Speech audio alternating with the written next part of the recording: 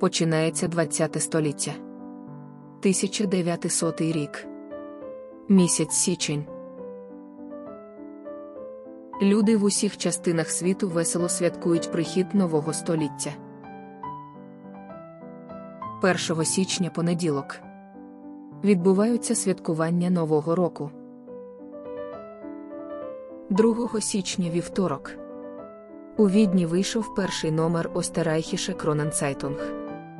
Засновником цієї щоденної газети є Густав Давіс. 3 січня середа. Французький поет і політик Поль де Рулет засуджений Державним судом у Парижі до 10 років ув'язнення за державну зраду. 4 січня четвер. Страйк ткалей у Сент-Етьєні, Франція, призвів до кривавих сутичок з поліцією та військовими. 5 січня п'ятниця.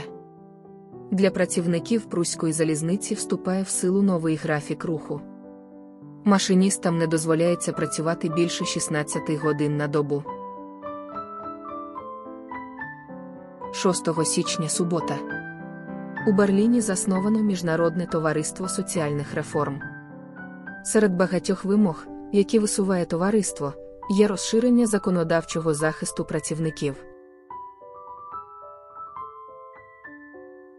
7 січня неділя.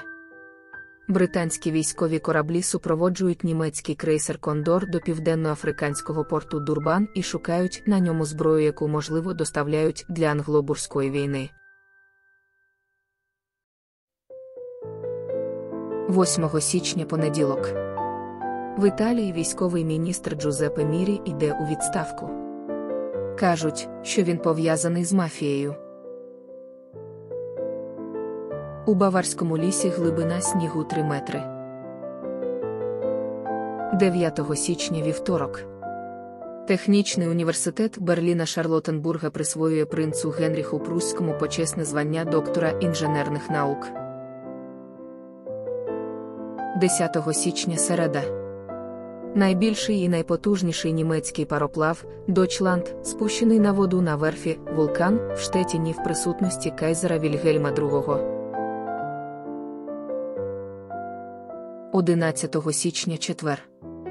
У пресі повідомлялося, що компанія Круп в Ессені постачала амуніцію і зброю до Великобританії під час англо-бурської війни.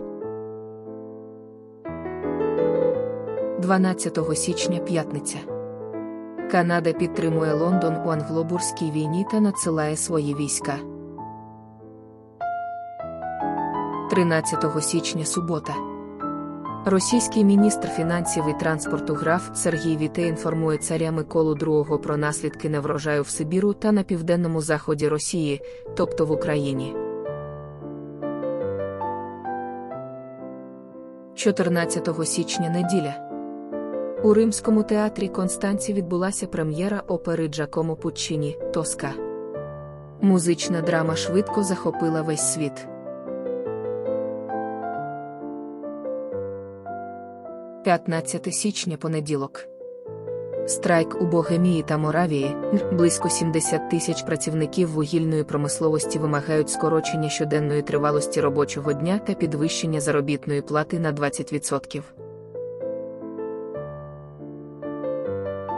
16 січня вівторок.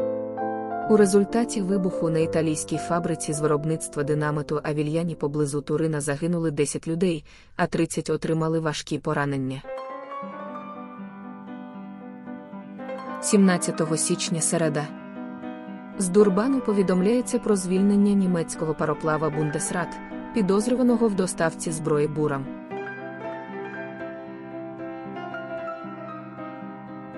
19 січня п'ятниця. Через 2 роки після перемоги над махадистами Великобританія заарештовує генерала Османа Дігну і таким чином закріплює свої володіння в Судані. 20 січня субота.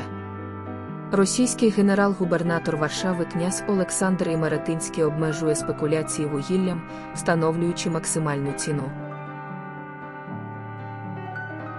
21 січня неділя. У Берліні святкують заснування Німецької імперії і першу королівську коронацію в Прусії. 22 січня понеділок. У Відні відбулася прем'єра опери Олександра Цімлинського «Одного разу». Норвезький парламент обговорює питання страхування на випадок інвалідності. 24 січня неділя. Згідно з результатами перепису населення у Франції проживає 38,6 мільйона осіб. 25 січня понеділок. За словами міністра колоній Джозефа Чемберлена, Лондон не хоче починати нові мирні переговори з бурами. 26 січня вівторок. У Лейпцигу завершилися 7-і загальні збори Асоціації великих закупівель німецьких споживчих товариств. До нього входять 129 компаній. 27 січня середа. Лідер повстанців Еміліо Агенальдо захоплений військами США на Філіппінах.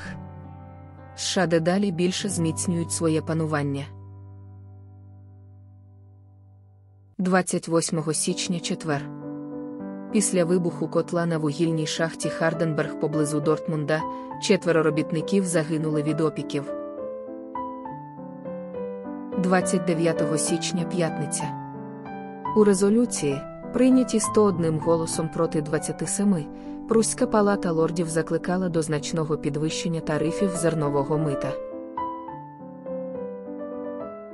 30 січня субота. Команда Оксфорда виграла традиційні змагання з веслування Оксфорд-Кембридж на Темзі в Лондоні. 31 січня неділя. Стало відомо про реабілітацію прусського депутата Ернста фон Ягова, який голосував проти законопроекту про канал, а потім був звільнений з адміністративної служби.